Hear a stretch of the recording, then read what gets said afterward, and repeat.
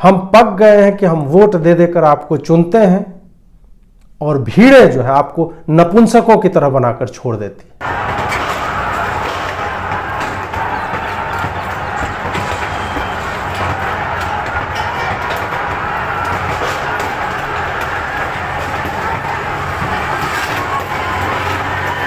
नमस्कार दोस्तों, मैं अजीत।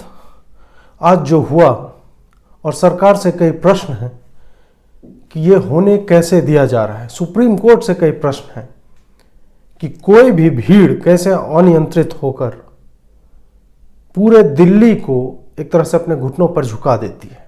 और दिल्ली जब हम बोलते हैं तो उसका मतलब होता है सुप्रीम कोर्ट, उसका मतलब होता है दिल्ली पुलिस, उसका मतलब होता है अमित शाह, नरेंद्र मोदी। 26 जनवरी के दिन जो हुआ वो पूरे राष्ट्र ने देखा और जैसे जैसे सुबह होती जाएगी अन्य जगहों पर बाकी का पूरा विश्व भी देखेगा।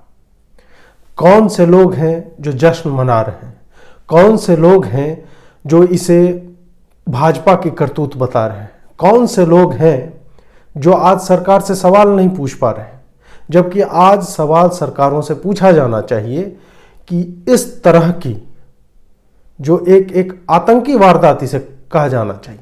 यूएस में कैपिटोल हिल पर इसी तरह से हमला किया गया था, इसी तरह की भीड़ थी और इसी तरह की मीडिया ने उसे आतंकी वारदात कहा था। और आशा है कि जब अमेरिका और कनाडा में लोग जगेंगे तो इसे भी फार्मर्स एक्ट ऑफ टेरर कह के डिफाइन किया जाएगा। शुरू करता हूं मैं ये एपिसोड, और इस एपिसोड की आवश्यकता थी। सुबह मैंने एक वीडियो और किया था, लेकिन मुझे लगता है कि इस पर और भी बात करना आवश्यक है। राष्ट्र की संप्रभुता पर, देश की अखंडता और एकता पर यह सीधा हमला है। आप बोलेंगे इसमें एकता पे हमला कहां हो रहा है, संप्रभुता पे हमला कैसे हो रहा है? राष्ट्र सिर्फ अपने लोगों के कारण राष्ट्र नहीं होता है। राष्ट्र एक ढांचा है, उस ढांचे के, उस स्ट्रक्चर के कई तरह के कंपोनेंट्स होते हैं, उसके अवयव होते हैं, जिसमें नागरिक एक अवयव है, उसके बाद उसकी संस्थाएं उसका दूसरा अवयव है, उसका राष्ट्रीय प्रतीक चिन्ह है जो हमारी तमाम आइडेंटिटीज के बावजूद कि मैं बिहारी हूं, मैं हिंदी भाषी हूं, कोई मैथिली बोलता है, कोई तमिल बोलता है, कोई कश्मीरी बोलता है, कोई मणिपुरी बोलता है, कोई मेघालय का है, हर तरह की विविधताओं के बावजूद कुछ ऐसे प्रतीक चिन्ह हैं जो हमें यूनाइट करते हैं, जो हमें एक बनाते हैं, जो हमें एक सूत्र में पिरोते हैं। वो है हमारा राष्ट्रगान, वो है हमारा झंडा तिरंगा, वो है हमारी वो संस्थाएं जो एसोसिएटेड हैं हमारे फ्रीडम मूवमेंट्स को लेकर, जो एसोसिएटेड है हमारे तिरंगे से लेकर लाल किला जैसी जगह, जिसको आज डिसिक्रेट किया गया, जिसको आज ये दुर्दिन भी देखना पड़ा कि उसी के देश के लोग तिरंगे के सामने और उसी खंभे पर जिस पर हर साल प्रधानमंत्री आते हैं और 15 अगस्त को झंडोत्तोलन करते हैं, वहां से संभाषण करते हैं, अपने इस महान राष्ट्र की उपलब्धियां गिनाते हैं, वहां एक व्यक्ति पोल पर चढ़ता है और वो झंडा लगाता है। किसका झंडा वो लगाता है? कह रहे हैं कि यह खालिस्तानी झंडा नहीं है। गोदी मीडिया जो मिसलीड कर रही है, गोदी मीडिया क्या कर रही है मुझे उससे मतलब नहीं है, लेकिन लोगों को यह समझना चाहिए कि वो पोल जो है, वो जो खंभा है, वो तिरंगे के लिए है और उसका एक मतलब है। फ्लैग का एक कोड है इस देश में। हम अमेरिका की तरह नहीं हैं जो अपने मतलब अलग अलग परिधानों पे भी वो अपने झंडों को पहनते हैं। हम नहीं हैं। हमारा एक, ऐसा मैं नहीं कर रहा हूँ कि वो अपने राष्ट्र को लेकर सम्मान महसूस नहीं करते, नहीं, होगा, उनका अपना तरीका है, हमारा नहीं है। हमारी एक संवैधानिक प्रक्रिया है, हमारा एक कोड ऑफ कंडक्ट है, आचार संहिता है फ्लैग्स को लेकर कि उसे आप जला नहीं सकते, कूड़ेदान में फेंक नहीं सकते, उसको आप कूड़ेदान तो छोड़िए, उसकी तरफ आप लात नहीं रख सकते। कोई भी ऐसी चीज जो उस झंडे की गरिमा, और जो वो झंडा है, झंडा किसका प्रतीक है? झंडा is ever growing economic, populace, cultural, diverse wellbeing that is called India, Bharat, उसका प्रतीक चिन्ह है तिरंगा। क्योंकि तिरंगा अरुणाचल प्रदेश का भी व्यक्ति लहराता है, तिरंगा राजस्थान का भी लहराता है, बिहार का भी, यूपी का भी। भले तमिल वाले को तमिल प्राइड हो, आंध्र वाले का अपना समस्या हो, कर्नाटक की अपनी समस्याएं हो, मलयाली लोग हैं उनकी अपनी समस्याएं हो, लेकिन तिरंगा जो है सबको इकट्ठा करता है, उन सब का रिप्रेजेंटेशन है। आप देखेंगे कैसे एक लड़का चढ़ता है और उसे कोई तिरंगा देता है उसे फहराने के लिए, उसे वो फेंक देता है और उसकी जगह एक मजहबी झंडा लगाया जाता है। ये लोग जो कह रहे हैं कि ये खालिस्तानी झंडा नहीं है, खालिस्तानी झंडे और उस झंडे में क्या अंतर है? खालिस्तान का कॉन्सेप्ट क्या है? सिखों के लिए एक अलग ऑटोनोमस रीजन की जो मांग आजादी के समय से की जा रही थी, अकाली दल और उसके यंग जो कैडर थे उस समय से कर रहे थे, उसी की परिणति तो है कि अक्षरशः जो बातें कल भी एक दीप सिद्धू नाम का एक एक्टर है तथाकथित, उसने जैसे जैसे बोला था, और शायद 7 जनवरी को 6 फॉर जस्टिस नामक एक आतंकी संस्था है, उसने जिस तरह के ऐलान किए थे, पैम्पलेट छापे थे, वो एकदम उसी तरीके से होता है, घटित होता है। और आप मुझे ये बता रहे हैं कि लाल किले पर, जो कि आउट ऑफ योर राउट था, उस पर जाना ही नहीं था, आपको अनुमति नहीं मिली थी, आप कह रहे हैं कि एक लड़के ने एक भीड़ इकट्ठा करके बहका दिया और वो जहां जाके वहां पे एक झंडा लगा देते हैं, और मैं ये मान जाऊं।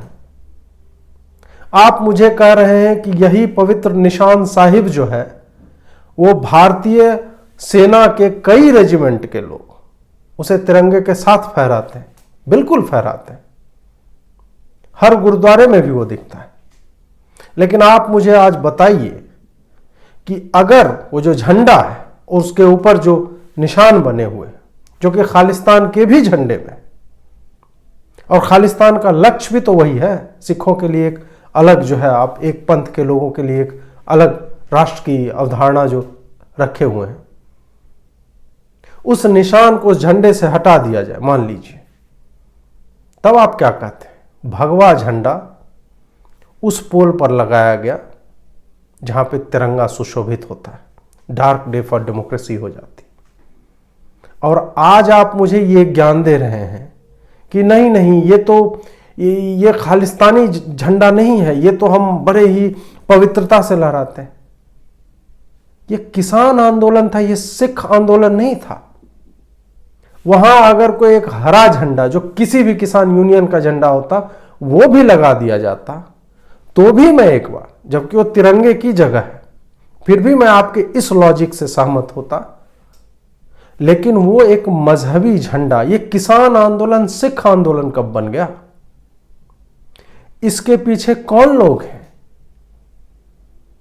फिर तो आप उन्हीं भावनाओं को, उन्हीं डरों को, उसी भय को जो हमारे भीतर था कि ये चंद लोगों का है, ये ब्लैकमेलिंग है, उसी को आप असर्ट कर रहे हैं, उसी को आप प्रूव कर रहे हैं, साबित कर रहे हैं, सिद्ध कर रहे हैं कि हां ये एक लिमिटेड सिखों का ये आंदोलन है। अगर आप करें एक निशान साहिब है,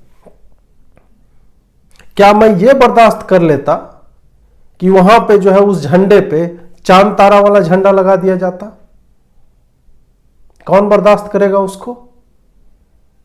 आप बर्दाश्त करते अगर जय श्री राम का वहां पे झंडा लगा देते हम, जबकि लार्जेस्ट मेजॉरिटी जो है यहां की हिंदुओं की है, फिर भी क्या ये परमिसिबल है वहां पे कि किसी भी तरह के आंदोलन में वहां पे तिरंगे को हटाकर कोई भी भगवा झंडा लहरा देता? है ये संभव? फिर आपका क्या होता उसका रिएक्शन? तो ये नौटंकी जो है कि जनगण मन गाया गया, तिरंगा लहराया गया, ये बंद कीजिए। आपको न जनगण मन से प्रेम है, न तिरंगे से प्रेम है। आप सिर्फ और सिर्फ एक घृणित भावना से उससे आगे बढ़ने वाले लोग हैं, जो वस्तुतः आतंकवादी मानसिकता से लबरेज हैं, भरे हुए, आकंठ डूबे हुए। आपको लगता है कि एक अराजकतावादी माइंडसेट लेकर आप कुछ भी कर सकते हैं, क्योंकि कुछ लोग हैं जो लगातार इस देश को नीचे खींचना चाहते हैं, इस देश को केओस में फेंकना चाहते हैं, और आप उनके हाथों में, उनके गोद में और शायद अपने घुटनों पर बैठकर खेल रहे हैं उनके साथ, और आपको हवा नहीं लग रही है। हम ये भूल जाएं कि इसी तिरंगे और राष्ट्रगान को फ्रंट बनाकर साल भर पहले शाहीन बाग में क्या हुआ था। आप देखिए कि वामपंथियों के या राष्ट्र विरोधी ताकतों का किस तरह से, मतलब जो सिख और मुगल हमेशा कन्फ्रंट, एक दूसरे को लगातार जो कन्फ्रंट करते रहे, जो ऐतिहासिक रूप से, उनमें से कुछ एलिमेंट्स को अचानक से प्रेम उसमें जग गया। जो पार्टियां हमेशा एक दूसरे के विरोध में रही थी, आज एक पार्टी के सत्ता में होने के कारण एक साथ हो जाती है, सारी वैचारिक दुर्भावनाएं और मतभिन्नता भुला करके। जिन्होंने तिरंगा फहराने पे, जनगण मन गाने पे, ये सब पे बोला था कि नहीं, ये मेरी इच्छा है कि मैं जनगण मन गाऊं कि नहीं गाऊं, ये मेरी चॉइस है, ये पसंद है, वो सारे लोग जनगण मन क्यों गा रहे थे? जब कोई व्यक्ति वह काम करने लगता है जो उससे अपेक्षित नहीं है, इसका मतलब है कि उस पीठ पीछे वो एक छुरा हाथ में लिए तैयारी कर रहा है आपको घोंपने के लिए। वही शाहीन बाग में हुआ था और वही आज हुआ है।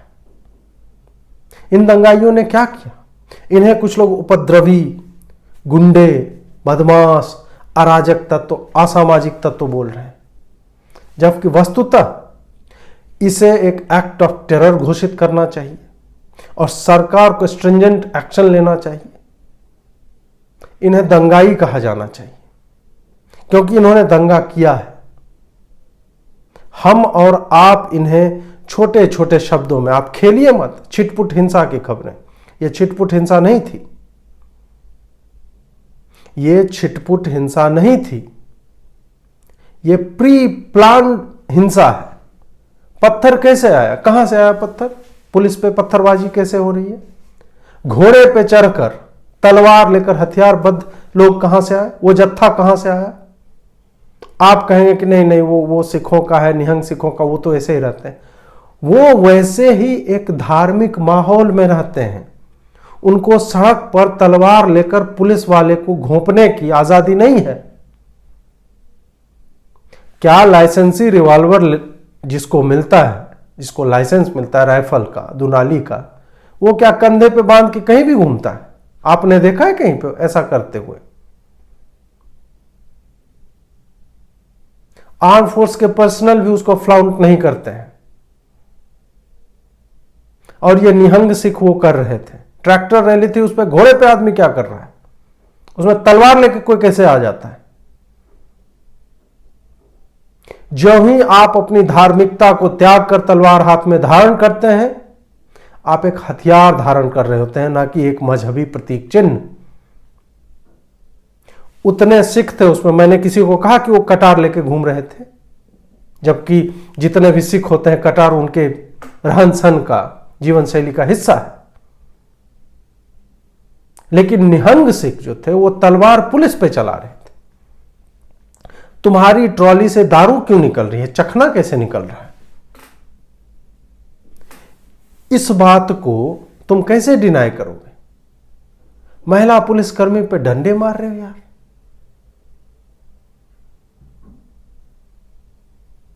जो लोग तुम्हारी रक्षा के लिए, आप सोचिए, मतलब मैं निशब्द हूं कि मैं क्या बोलूं, इस पे क्या रिएक्शन दूं, क्या प्रतिक्रिया दूं मैं? इसे अन्नदाता और कवितामयी और साहित्यिक शब्दों से जो है अलंकृत किया जा रहा था। इन दंगाइयों को मैं कैसे अन्नदाता बोलूं? ये स्त्रियों पर लाठी लेके दौड़ रहे हैं, पुलिसकर्मी पे। तुम ही लोग का पूरा है ना कि महिला सशक्तिकरण नहीं हो रहा है, दबाया जा रहा है। वो कौन सा तुमने बहुत बढ़िया उदाहरण दे दिया महिला सशक्तिकरण का? क्या वो पुलिसकर्मी महिला रही या पुरुष रहे, और खास करके महिला के केस में,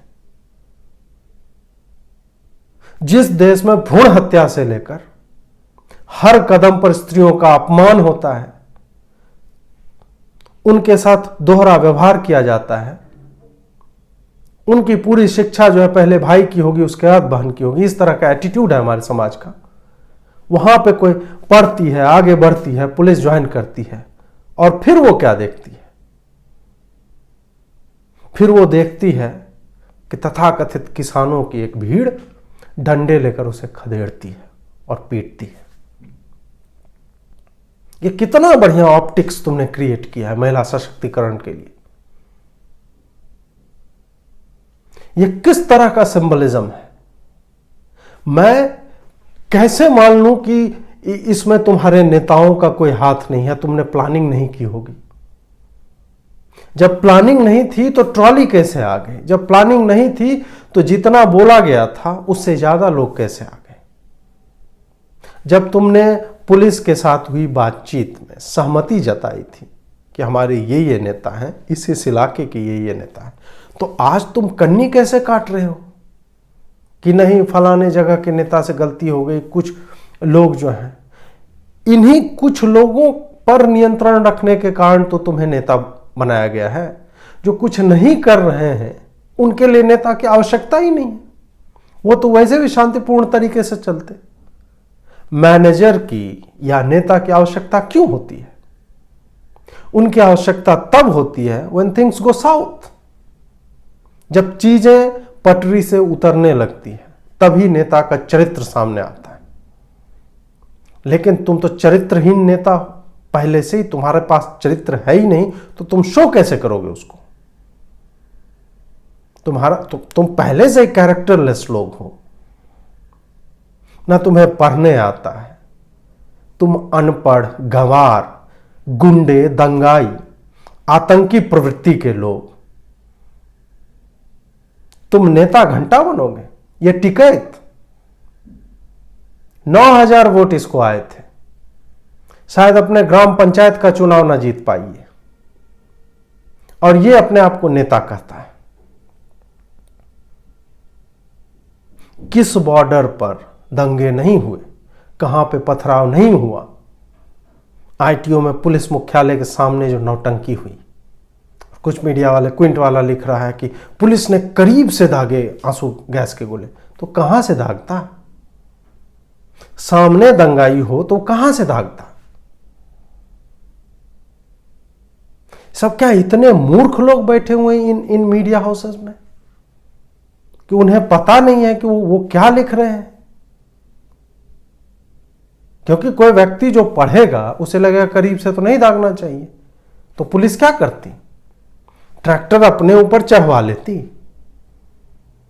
कई जगहों पर पुलिस के ऊपर ट्रैक्टर चढ़ाने की कोशिश हुई। Joint commissioner of police Delhi जो है आलोक जी, वो एक अभी प्रेस कॉन्फ्रेंस कर रहे थे, वो बता रहे थे कि कई डीसीपी, एडिशनल डीसीपी हैं, इन सब के ऊपर हमला हुआ है, उन्हें चोटें आई है, गंभीर रूप से घायल है। एक जगह पुलिस के ऊपर ट्रैक्टर चढ़ा रहा था, ट्रैक्टर घूम जाता है और वो उसकी मौत हो जाती है। और मौत होती है तो देखिए कि राजदीप जैसे निकम्मे लोग, जिसका पूरा दिन फेक न्यूज फैलाने में जाता है, वो व्यक्ति लिखता है कि आईटीओ पर गोली लगने से नवदीप की हत्या हो गई, पुलिस की गोली लगने से। और किसान मुझे बता रहे हैं कि हम सब याद रखेंगे, उसकी शहादत जो है व्यर्थ नहीं जाएगी।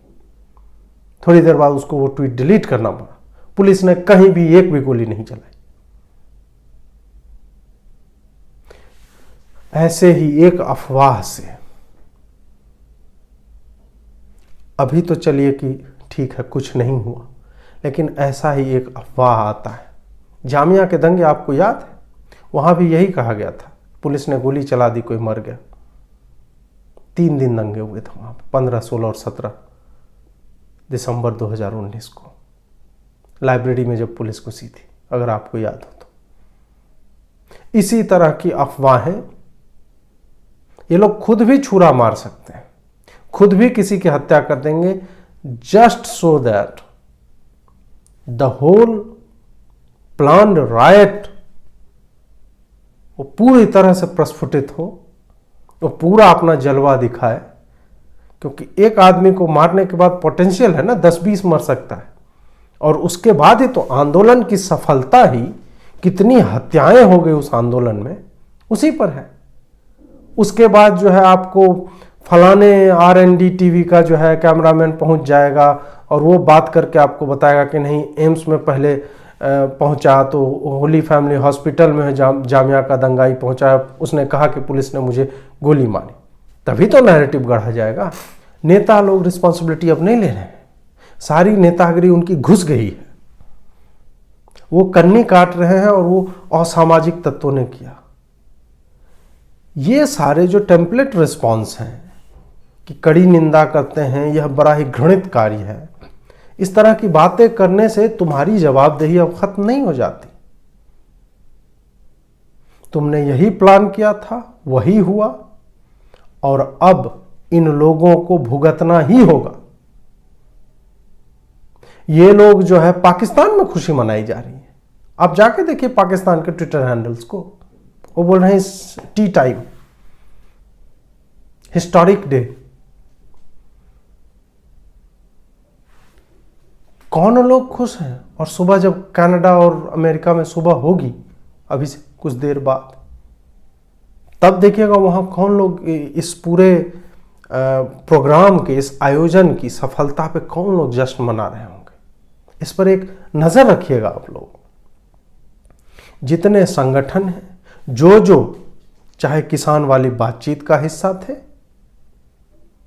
या फिर पुलिस के साथ जो हिस्सा थे, सारे किसान नेताओं पे, उन पे जिम्मेदारी इसकी तय होनी चाहिए, राजद्रोह का आरोप लगना चाहिए और UAPA इन पे चिपकाया जाना चाहिए, और उसी के बाद इनके उदाहरण बनने चाहिए।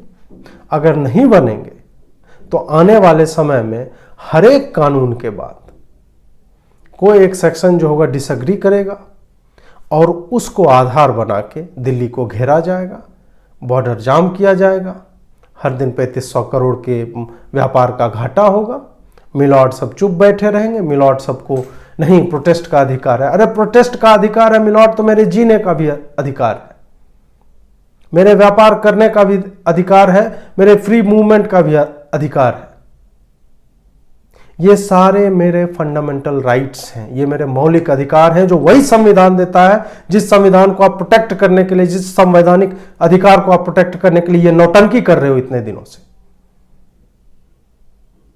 अगर सुप्रीम कोर्ट के बुजुर्ग जज साहिबान, अगर उन्हें यह समझ में नहीं आ रहा था, वो उम्मीद नहीं कर पा रहे थे कि भीड़ किस तरह से बिहेव करती है, मैं तो उनकी आधी उम्र का हूं। अगर आपको पता नहीं चल रहा था तो you are not doing your job nicely. आपको उस पोजीशन में इसीलिए डाला गया क्योंकि अनुभव है आपको ज्ञान है, आप जानते हैं कि पहले क्या क्या हुआ है और आप उस हिसाब से चीजों को देखते हुए, संविधान में तो लिखा हुआ है, संविधान 50 साल 70 साल पहले लिखा गया है। वो संविधान आज की समस्याओं को ब्रॉडली ही डिफाइन कर सकता है, लेकिन एक जज की कुर्सी पर बैठा हुआ न्यायाधीश वो पूरे के पूरे उपक्रम को वो देखता है कि क्या चल रहा है, कहां चल रहा है, कैसे चल रहा है, और उसके बाद वो एनालाइज करता है, संदर्भों को देखता है और उसके बाद एक आदेश या निर्देश देता है। तो यहां पर सुप्रीम कोर्ट बुरी तरह से असफल रही है, और ये अराजकता, ये दंगा, ये राष्ट्रीय प्रतीक चिन्हों का अपमान और भारत की संप्रभुता पे, एकता पे, अखंडता पे जो हमला बोला गया, ये सब का सब इन्हीं जज साहिबों के खाते में जाना चाहिए। इन सब पर मैं दोबारा कह रहा हूं कि राष्ट्रद्रोह का केस चलना चाहिए और UAPA लगना चाहिए। सरकार की साख का प्रश्न है ये, और सरकार की साख का प्रश्न इसलिए है क्योंकि हो सकता है कि शाहीन बाग में तुम कह रहे हो कि इंटेलिजेंस फेल्योर था, मैं भी समझ सकता हूं, फेल्योर एक तरह से नहीं था, क्योंकि जिस तरह के मटेरियल्स का यूज हुआ था उसके मूवमेंट को आप चेक नहीं कर सकते, कंस्ट्रक्शन मटेरियल था, तो वहां पे फिर भी आपको एक तरह से दिया जा सकता है लीवे। हाँ, लेकिन आपको इसके लिए नहीं दिया जा सकता कि शाहीन बाग जैसी चीजें बन जाती है, 100 दिन चलती हैं और आप हाथ पर हाथ धरे बैठे, आप इस इंतजार में रहते हो कि नहीं नहीं ये खुद ही चला जाएगा, या फिर आप सोचते हो इसका कुछ आपको पॉलिटिकल माइलेज मिल जाएगा, दिल्ली चुनाव आने वाले हैं, ये लोग स्वयं को एक्सपोज कर देंगे तब हमें फायदा मिलेगा। क्या फायदा मिल गया? 5 सीट आपकी बढ़ गई, वो बड़ा फायदा हो गया। सरकार को विवश पहली बार वहीं पे देखा गया था और सरकार इस तरह से दिख रही थी जैसे कि उसके पास सत्ता नहीं है, पावर कोई और चला रहा है। हमने आपको चुनकर भेजा है कि हमें इस तरह के दृश्य देखने नहीं पड़े। एक बार हमने देखा, हमने सोचा कि ठीक है, अनुभव नहीं है इस सरकार को। दोबारा जब सिंघू बॉर्डर पे बैठ जाते हैं तो सरकार क्या कर रही है सुप्रीम कोर्ट में जाके? आपने इतने दिनों में सुप्रीम कोर्ट को यह समझाने में सफलता क्यों नहीं पाई कि चीजें आपके हाथ से बाहर चली जाएंगी, या फिर ये जो किसान है आपके पास इंटेलिजेंस इनपुट था? आप हर जगह बता रहे हैं ना, आप हर जगह बता रहे हैं कि ऐसे ऐसे होगा, हमारे पास इनपुट्स है, अराजकतावादी बन सकती है भीड़। आपने क्या किया? इंफॉर्मेशन भी आपके पास था, आपके पास अनुभव भी है, 1 ही साल पहले की बात है, फिर आप कर क्या रहे थे? फिर आपसे सवाल क्यों नहीं पूछा जाए? क्या हम ये नौटंकियां झेलने के लिए आपको वोट देते हैं? आपको सत्ता में किस लिए पहुंचाया जाता है? ये कुछ वैसे सवाल हैं जो अगर नहीं पूछे गए और इन प्रश्नों का उपयुक्त उत्तर नहीं दिया गया तो हर 2 महीने में आप देखिए इनका प्रोग्रेशन, आप देखते जाइए। पहले एक जगह किसी राज्य में मार्च हो रहा था, उसके बाद इन्होंने जो है नॉर्थ ईस्ट को काटने की, शाहीन बाग बनाने की, दंगे करने के, दिल्ली में दंगे कर सकते हैं क्या, उसमें भी ये सफल हो गए। नैरेटिव का गेम चल रहा था, उसमें किसी तरह कुछ एक संस्थानों ने उस पूरे नैरेटिव के गेम को झुठलाया। हमने लगातार सच्चाइयां लिखी, दिखाई, ग्राउंड रिपोर्ट्स किए, वहां पे हमने सरकार की मदद की, हमने सच्चाई को दिखाया, सब कुछ था आपके पास। और अब आज आपके लाल किले पर हमला हुआ है, और हो सकता है कि एक भीड़ जो इंडिया गेट नहीं पहुंची वहां भी पहुंच सकती थी। आपके अमर जवान ज्योति पे लात लग चुकी है, पहले भी इंडिया गेट वाले पे भी लगती, वहां पे भी कोई खालिस्तानी झंडा लगा दिया जाता, वहां पे भी झंडा लगा के फिर कोई जनगण मन गा देता, आप कहते नहीं नहीं नहीं नहीं नहीं, बड़ा देशभक्त आदमी है, जनगण मन तो गाया यार। आप शायद इसी इंतजार में हैं कि फिर कोई संसद भवन पे अगले दिन चला जाए, जब बजट सत्र जो है वो रहे, तो आप इंतजार कर रहे हैं कि शायद यही भीड़ जो है फिर बजट सत्र में जो है आएगी और बोलेगी कि पार्लियामेंट चल रहा है, अब हमारी बात सुनी जाए और इस कानून को वापस लो। क्या मोदी सरकार, अमित शाह और पूरा उनका कैबिनेट इसी इंतजार में बैठा हुआ है कि बजट सत्र चलता रहे और इसी तरह के दंगाइयों की भीड़ एक जो है पार्लियामेंट में घुस जाए? क्या हम वो अफोर्ड कर सकते हैं? ये सारे वो प्रश्न हैं जिसको सरकारों को स्वयं बैठकर, आज मैंने सुना कि अमित शाह मीटिंग भी कर रहे थे, अच्छी बात है कि मीटिंग कर रहे हैं, लेकिन जैसे जुडिशरी के बारे में बोलता है कि न्याय होना नहीं चाहिए, न्याय होते हुए दिखना चाहिए, उसी तरह मीटिंग होनी नहीं चाहिए, मीटिंग होते हुए दिखनी चाहिए, और मीटिंग में आपने जो किया है वो भी बाहर दिखना चाहिए, वो जमीन पर, वो धरती पर शेप लेते हुए, आकार लेते हुए दिखना चाहिए। क्योंकि हम पक गए हैं। हम पक गए हैं कि हम वोट दे देकर आपको चुनते हैं और भीड़ें जो है आपको नपुंसकों की तरह बनाकर छोड़ देती है। आप कुछ नहीं कर पाते, सिवाय कड़ी निंदा आप कर देंगे, दो चार ये कर देंगे, पैरामिलिट्री फोर्स बना। क्यों आप एक एग्जाम्पल क्रिएट नहीं कर पा रहे हैं इतने दिनों में? क्या चीज आपको रोक रही है कि आप ऐसे ये जो सिट इन प्रोटेस्ट होता है, जिसका मकसद ही होता है, वो बोल के आए थे कि हम 4 महीने का राशन लेके आए हैं, तो आपको समझ में नहीं आया कि जो 4 महीने का राशन लेकर आया है वो किस विचार के साथ आया होगा? ये मेरे जैसे मतलब छोटी उम्र के इंसान को समझ में आ गया कि उनका पर्पस ही नहीं है आपकी बात मानना। वो वहां पे रहने आए थे, फिर भी आपको समझ में नहीं आ रहा है। आपके पास पूरी मशीनरी है, फिर भी आप एक फेल्योर है। और इन बातों के लिए आपके पॉलिटिकल कंसिडरेशन जो भी हैं, आपको लग रहा होगा कि आप पंजाब में जो है चुनाव जीत जाएंगे। ठीक है, आप ऐसे सपने पाल सकते हैं, पालिए।